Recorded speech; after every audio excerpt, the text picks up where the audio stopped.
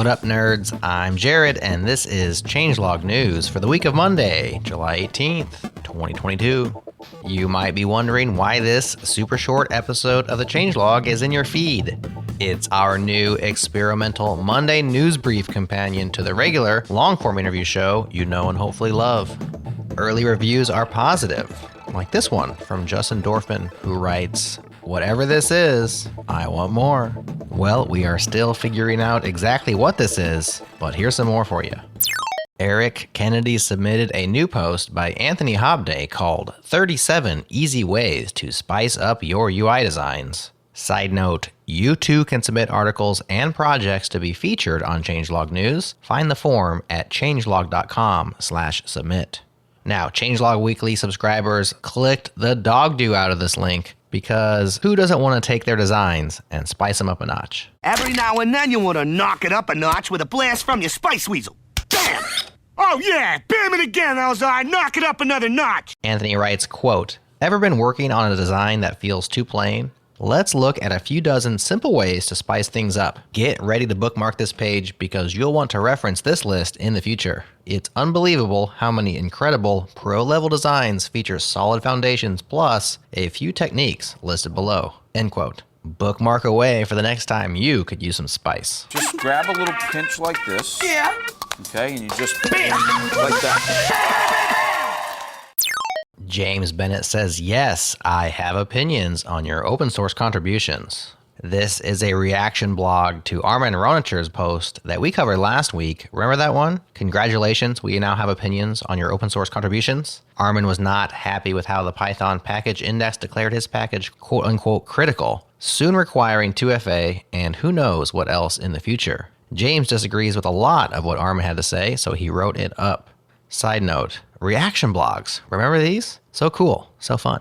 James had a lot to say on the matter, so I'll just include one snippet to whet your appetite. Quote, "If you believe nobody has the right to demand an open source maintainer do something or abide by some policy or restriction, then that ends the argument in more ways than people are appreciating. If you just want to say, nobody can demand I do this, then okay, but you also can't demand PyPi, which is an open source project too, do any particular thing or abide by any particular policy you like, which more or less removes any grounds you might have had to criticize their account security approach. They don't owe you anything and don't have to do what you want them to do, the end."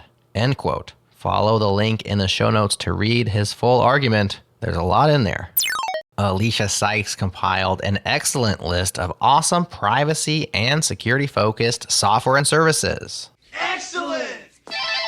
The repo's intro paragraph says, "Large, data-hungry corporations dominate the digital world, but with little or no respect for your privacy. Well, that's the story of my life. No respect. No respect.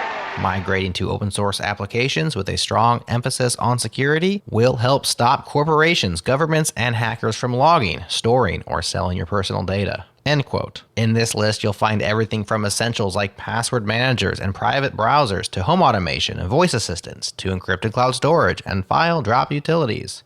Good stuff. We all know what it's like to get ripped out of our flow state, but what's the real cost of interruption and context switching? According to a new post on the ContextKeeper blog, it takes at least 10 to 15 minutes to get back into the zone after an interruption. And it can take more than that if the task is particularly complex and or you're low on mental energy. If you are interested in improving how you spend mental energy throughout the day, the author suggests David Rock's book, Your Brain at Work. He also lays out some handy techniques to rebuild context after task switching so you can get back to moving fast and taking names. Prepare ship for light speed. No, light speed is too slow. Light speed too slow? Yes, we're gonna have to go right to ludicrous speed. You may have heard of and used JQ, but have you heard of JQQ? I hadn't until Nick Nisi told me about it during our Today I Learned segment on JS Party. Have you ever heard of another tool called JQ? JQ for searching in JSON. Yeah. Yes. It's like a query language, so it kind of ties into what you were talking about a little bit. Yeah. But it's for JSON files. And so you can type the syntax and search through a JSON file and get out like a specific piece of that. You could modify the JSON file in different ways. But when I use that, I constantly have to have the reference open to to figure out what I'm actually doing. There's also like online tools that let you like paste some JSON in one side and then write a query and it'll show you the results on the other side. Kind of like a tool that you'd use for like doing regular expressions.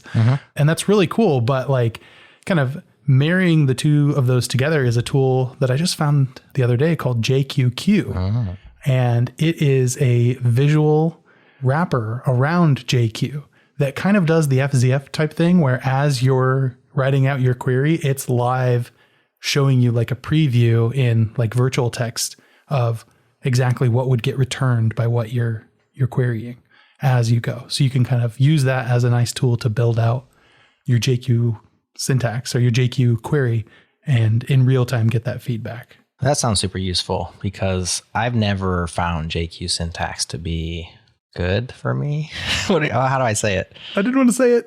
Easy? Well, just for me. It's not like blaming anybody. It just doesn't make sense in my head. No.